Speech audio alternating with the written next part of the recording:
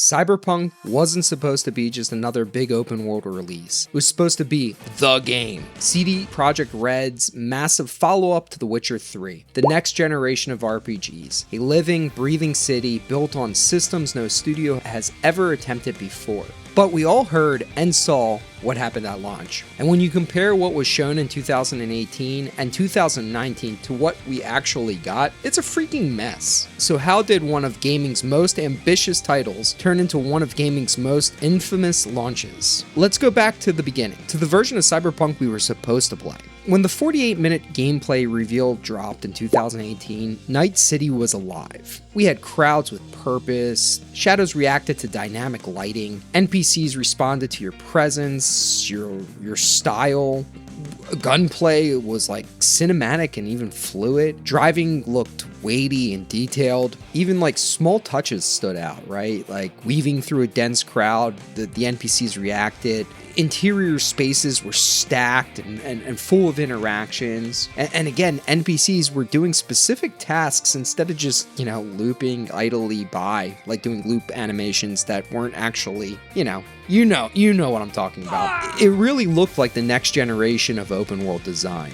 But, and this is a big but, developers later explained that this demo was built on a special internal branch created specifically for that 2018 presentation. It wasn't the version the full studio was actually developing. The gap between the targeted version and the real game would come back to haunt CD Projekt Red. As development continued, many ambitious systems were scaled back, and actually some of them were even just scratched completely. So for example, early game design documents described NPCs reacting to your outfit, and the NPCs would respect your character for expensive clothing. They would mock and, make fun of trashier clothing. This high school-esque system never actually made it into the final game. Early interviews suggest life paths would shape how different districts treated you, but as you know, by release, life paths mostly affected dialogue options and flavor, not actual world access. The police AI were dynamic, right? Internal discussions referenced a more simulation-driven police system. There was escalating investigation, gang responses. The final game launched with police spawning behind you instantly, which is to be fair, a way more simpler system, I guess. The demo showed crowds had routines, conversations, and reactions. In the launch version, many pedestrians despawned the second you turned your camera away. They ignored gunshots, and there was like these simple loop animations. Another thing was early concept art emphasized multi-layered cities, right? So you had the street level, it looked like, you had mid-tiers, corporate heights, the slums. It was all interconnected. The final game had far more limited building interiors and vertical access. The demo also showed destructible vehicles and fluid driving combat. Launch driving was noticeably simpler and a lot less dynamic. So why were all these systems removed?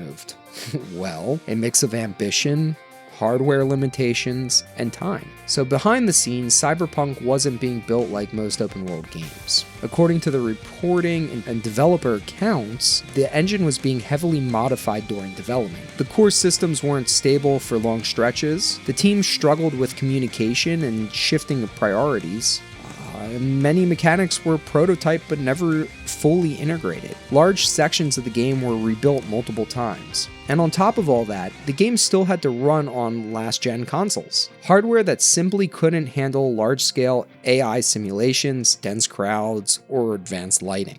All that, like crowd density, lighting systems, the NPCs' AI routines, all that had to be simplified to make the game run at all. So, the developers were really posed with two choices. You could delay the game for years or start cutting systems, and they chose wrong.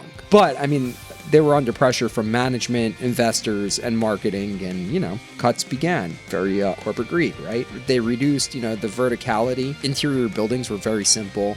They reduced the AI, so NPCs were simplified. The police system was massively scaled back, and, crowds thinned out. By late 2020, the team wasn't trying to match the 2018 demo anymore.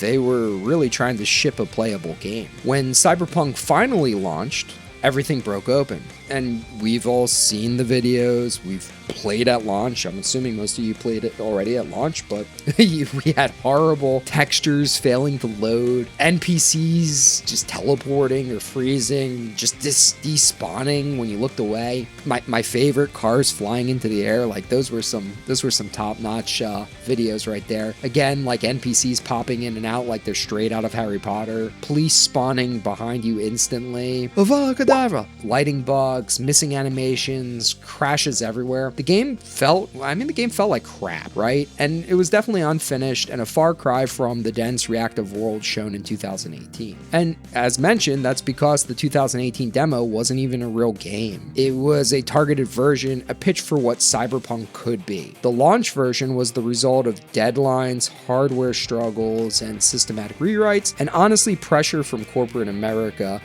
about budgeting and also hitting timelines and hitting targets. Cyberpunk wasn't supposed to look or feel like what we got on release day. It was supposed to be something far more ambitious. But the silver lining, what happened after launch is just as important. CD Projekt Red didn't abandon the game, they rebuilt it. They released patch after patch. We got crowd density increases, they increased the driving physics, they added a lighting upgrade patch, they improved the NPC's behavior, and they removed all those crazy bugs, right? So they increased the stability of the game, and it definitely improved over time. Then came the 2.0 update and the expansion. By this point, Cyberpunk finally behaved like a modern RPG. Not a next-gen RPG, but a modern RPG. Wasn't perfect, but it was far closer to the version they originally pitched. Players who returned found a dramatically better experience. So yeah, Cyberpunk 2077 wasn't supposed to look like what we got at launch. Everyone knows the botched crisis story of the game's launch. It was supposed to be a next-gen world filled depth, simulation, and immersion, but ambition collided with reality, and unfortunately reality won. Thank you so much for watching.